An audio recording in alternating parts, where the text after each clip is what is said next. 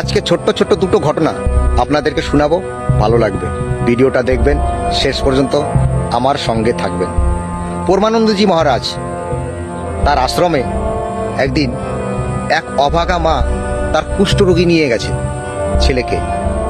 তখনকার দিনে কুষ্ঠরোগ হলে মানুষে কেউ দেখতো না, তাকে এক ঘরে করে রাখতো। ছোঁয়াচে রোগ, ওর কাছে কেউ যাবি না। ছেলের হয়েছে, মা কি করবে? মা তো আর ফেলে দিতে পারে না।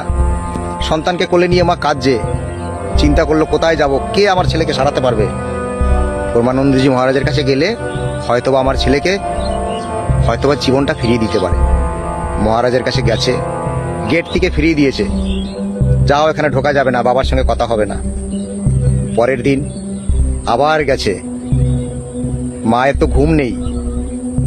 দ্বিতীয় দিন ফিরিয়ে দিয়েছে, বাবার সঙ্গে দেখা হবে না। ওনার মনের একটা চিন্তা ভাবনা, ওইখানে বাবাকে না দেখালে আমার ছেলে ভালো হবে না, যেভাবেই হোক বাবার কাছে আমাকে যেতেই হবে। পরের দিন আবার গেছে, গেটে গিয়ে কান্নাকাটি করছে, ঢুকতে দিচ্ছে না। বাবার কানে শব্দ চলে গেছে। বাবা বলছে কি হয়েছে? বাবা বলবেন না। এক মা তার সন্তানকে নিয়ে কাঁদছে, বলছে কুষ্ঠরোগী, মাকে আসতে বলো। মহারাজ আসতে বলল। বাবার কাছে আসার পরে বাবা বলল, যা, তোর সন্তান ভালো হয়ে যাবে মা। সন্তানকে তো ভালো করে দিল, বাবা বিছানায় পড়ে গেল, কুষ্ঠরোগী বাবার হয়ে গেল। বাবা আর উঠছে না, মরে যাবে এরকম অবস্থা। শিষ্যরা সব কান্নাকাটি, শিবের ভক্ত, বাবার কাছে সবাই কান্নাকাটি করে আবার বাবার জীবন ফিরে এলো। এইরকম বাবা অনেকের কুষ্ঠরোগী ভালো করেছে। শ্রী শ্রী বাবা পরমানন্দ মহারাজ, তোমাকে জানাই কোটি কোটি প্রণাম। আর এক পাগলের কথা বলবো, সেইটা হচ্ছে আমাদের গণেশ পাগল। গণেশ পাগলকে একদিন তার মা বলছে, আরে বাবা, একটু লক্ষ্মী পুজো করার দরকার তো। গণেশ পাগলকে টাকা দিল, বাবা লক্ষ্মী পুজো করবো, একটু বাজার করে নিয়ে আয়। পাগলে কি করেছে, বাজার না করে 15 দিন পর বাজার করে নিয়ে এসছে। মা লক্ষ্মী পূজার বাজার করে নিয়ে এসছি। বলছে বলিস কি, এখন তো আমাবস্যা কোনোদিন লক্ষ্মী পুজো হয় নাকি? বলছে মা, পূর্ণিমায় মা সবার বাড়ি বাড়ি খেয়েছে, এখন কেউ বাড়ি খেতে পারবে না, আমার বাড়ি মা প্রাণ ভরে খাবে। বলছে পাগলা ছেলে কোথাকার, হ্যাঁ আমাবস্যায় কখনো লক্ষ্মী পূজা হয়? ঠিক হবে মা, দেখবা আর আমাবস্যার ভিতরেই পূর্ণিমা হবে, তুমি সব রেডি করো।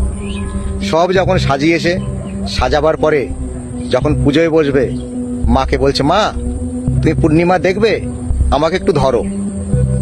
যখন গণেশ পাগলকে যখন ধরেছে, উপর দিকে তাকিয়ে দেখে পূর্ণিমার চাঁদ। দেখেছেন এরা কত বড় পাগল? কি পাগল এরা? এরা কিসের পাগল? এইরা হচ্ছে ভগবানের সঙ্গে লেনদেনের পাগল।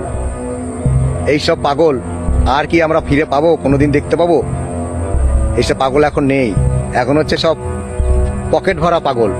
কে কত চাঁদা দিতে পারবে, কে কত টাকা দিতে পারবে, তাকে সেইভাবে আশীর্বাদ করা হবে। এখনকার গুরুদেবের কাছে গিয়ে আপনি প্রণাম করবেন, দেখে আগে টাকা হাতের মুঠোর ভিতরে টাকাটা কতটা আছে। যদি একটু বেশি টাকা থাকে তাহলে আপনাকে পিঠে থাবড়াটা একটু বেশি দিয়ে আশীর্বাদ করবে।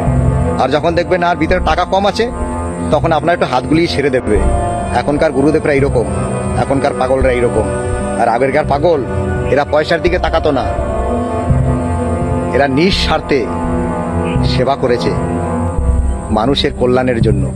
সেই পাগলদের আমরা হারিয়ে ফেলেছি, হয়তোবা আমরা আর কোনোদিনও সেই সব পাগলের দেখা পাবো না। অনেকে বলে এখনো আছে কোথায়? একটা পাগল জন্ম নিতে গেলে তার মাকে সেই রকম হতে হয়।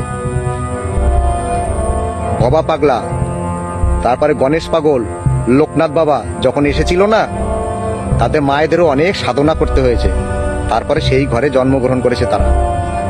এখন সেই সব মাও নেই, আর পাগলরা আসতে পারছে না, তারা সেরকম পাচ্ছে না তো। হিংসা, স্যাজরামু, চুরিতে, বদমাইশিতে ভরে গেছে। যাই হোক বন্ধুরা, ভিডিওটা আমি এইখানেই রাখছি। জয় হরি বল, সকলেই ভালো থাকবেন, নমস্কার। জয় গণেশ পাগল।